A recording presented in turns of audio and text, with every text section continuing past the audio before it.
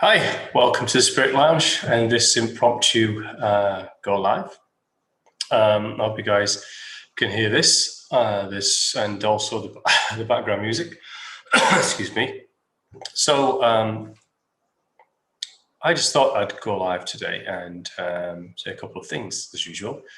One of them was around, it's really the question of what do we choose to emanate? It's a good question. This is on Zoom, by the way, so if anyone is seeing the Zoom details on the Facebook and YouTube chat, it's on there. If you scroll up, you should be able to see it. If not, let me know and I'll paste it through again. I think it's on there. If anyone joins, so what do we mean by what do we emanate? Well, what we receive will be a projection of what we receive or what we will observe or what we'll interact with will be a reflection of what we emanate. And also what we perceive in this world will be a reflection of what we emanate. In other words, what we are is what we will observe, perceive, receive, and experience. And I think it's very much a brutal aspect of our lives in today's age.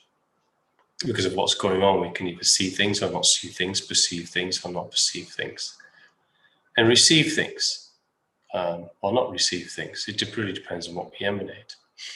And one of those things is, the two things we can emanate are we going to emanate, are we going to be a material being in life, or are we going to be a spiritual being in life? They're two very different things. And they both will bring in, one will bring one will allow more to be, an open door for more to be received and observed, perceived, experienced, whereas the other one will have limitation. There's only so much that will be observed, perceived, experienced, and observed within that experience. So what do I mean by being material? Well, we are all material. We observe ourselves as physical beings, so we are material. We can feel it. We can feel, pinch, touch, observe. We perceive everything as physical in front of us. So in that respect, we're all material beings. We live in a material, physical world, and we experience that physical, material world. But we, other than being what we observe, we can live a material life. And that means that we live a life of, within the paradigms of the material world, of a human perceived, observed, measured world. The world of where ego drives much of what we perceive ourselves to be. Intellect drives of what we perceive ourselves to know, and what is real and what is not real. What is truth, what's not truth. It's all different for each of us. And also it limits our openness, our open-mindedness. We can seek that we're intellectually open-minded, or are we spiritually open-minded? excuse me, they are two different, very different things. And if we emanate being a material being, i.e. we live our lives thinking that we are in this vessel, and it's the material aspects of our expression, which are ego, intellectualism, all the isms that exist out there, perceives ourselves with our roles, our jobs, identify ourselves with the myopia of our individual classes or socioeconomic groups. There's a myriad of things we could go into. We could just live a life in that bubble, in that human material bubble. And what that will do, that will bring in and help only what aligns with that point of perception. So if we only think that the mind is the creator of all things, including consciousness, including awareness of all that is, and there is no spirit, the science is the answer to everything. And if science doesn't tell you something is real or factual, then it must not be.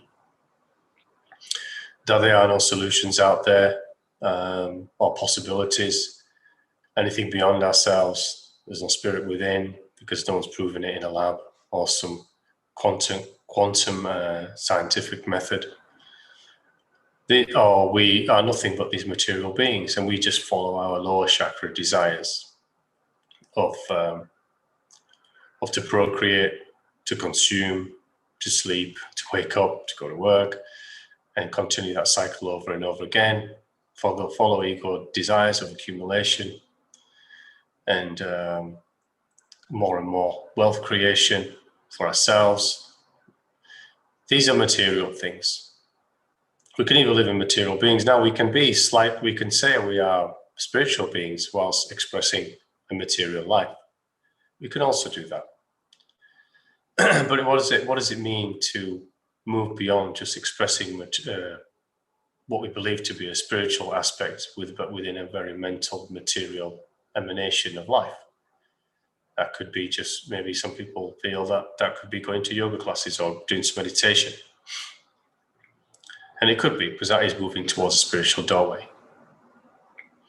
But what it will do, it will bring the limitation of what is actually possible and what is available to us in this earth plane to solve all of our mental, emotional, physical, spiritual, and energetic planes of existence and experience that exist. They exist. But we won't perceive those if we are emanating a physical, material expression. Our role identities, our egos, intellectualisms, intellect, socioeconomic groups, identifying ourselves with our roles, our jobs, our environment,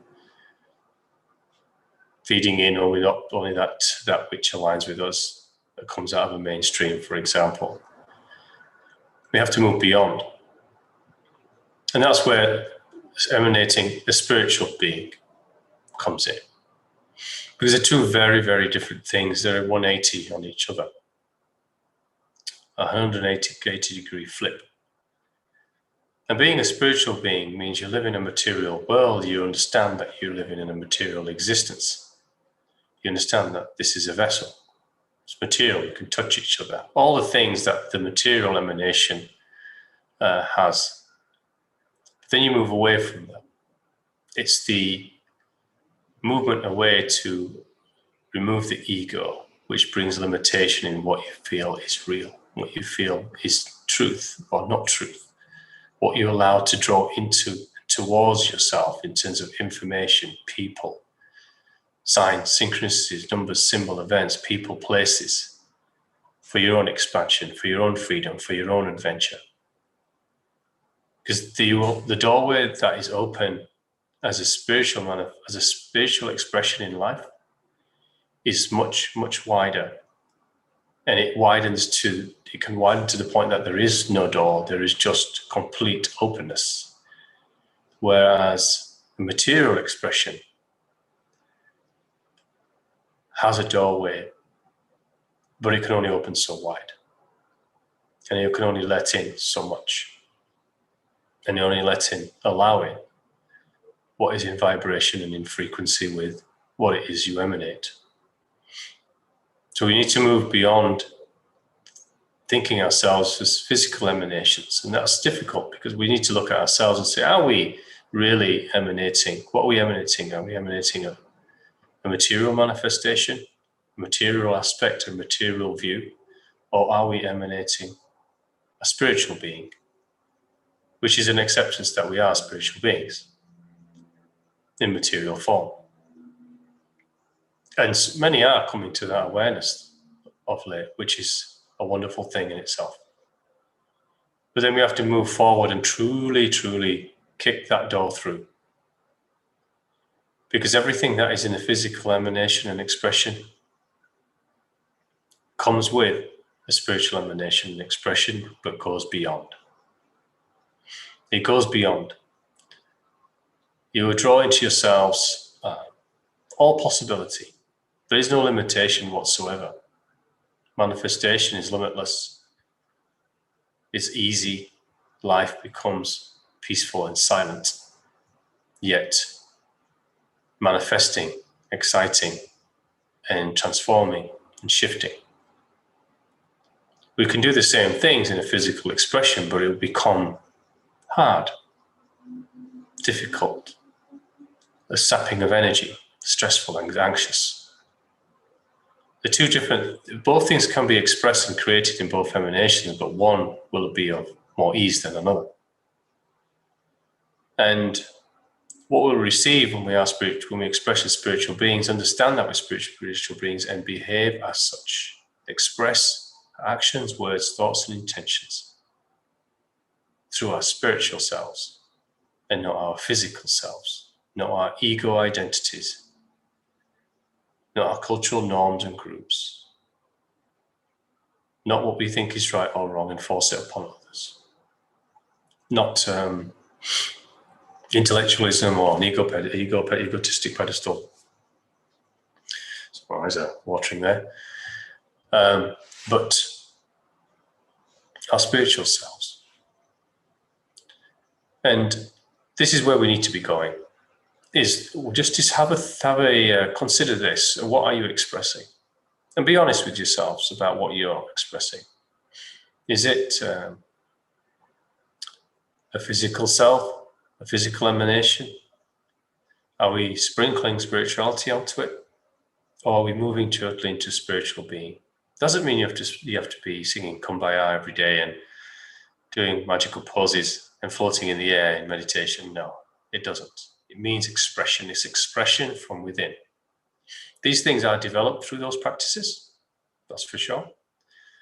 And diligently practicing those as a habit every day. But it will open up new possibility to you. And I will tell you, these things have opened up possibility for me outright. I've proven it time and time again, and I'm proving it to myself now on some private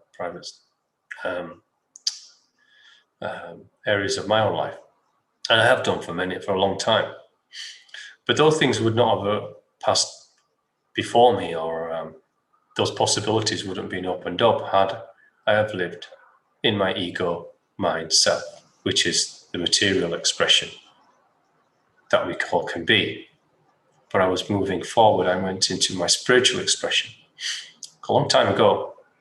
And since then, all those things that were once unseen became seen. All those things that weren't observed became observable. All those things that were difficult to experience had ease and became experiences. All those things that were hidden, I started to perceive. And it's manifested itself into this point, of course, doing this video. So have a think about that. What is it you're emanating? What is it you wish to emanate, and how do you wish to get there? And getting there is actually very easy. It's not difficult either. You don't need to follow any guru, rabbi, priest, or pope. If you wish to, go ahead, but remember to move forward into the self, because that's where the journey truly is. And the governor of that journey and the guide is the inner eye. And it's just silence. Prayer, if you move into it one day, some people feel uncomfortable with that. Gratitude every day for what you have and what you've received, what you are today, yesterday, and I will be tomorrow. Forgiveness of self, forgiveness of others. Meditation, just silencing the mind and just allowing what is out there to come in. Just asking the universe to bring in what you don't yet perceive. And that's how expansion grows into the spiritual self. It doesn't have to be mystical, it doesn't have to be religious, absolutely not. But it's just a journey you have to take on yourself. And remember, when you look at life beyond this one, because that's what existence is. Life is not just life in the body, life is existence. And existence is eternal and infinite. So as you experience this life, don't think about, oh, where is it taking you next week? Or where is it taking you next job? Or which home are you going to live in next?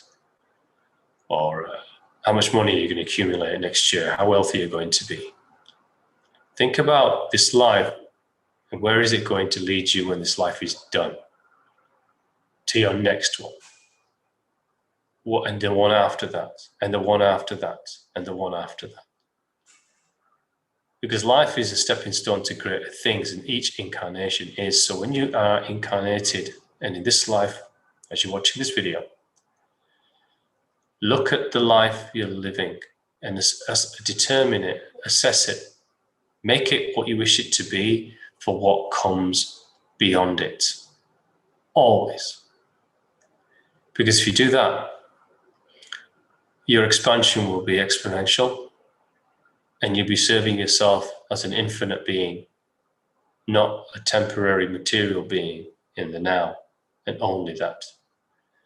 So yeah, of course, we have to consider the life we are in, but also make room in that consideration for what you are eternally and are going to be beyond this.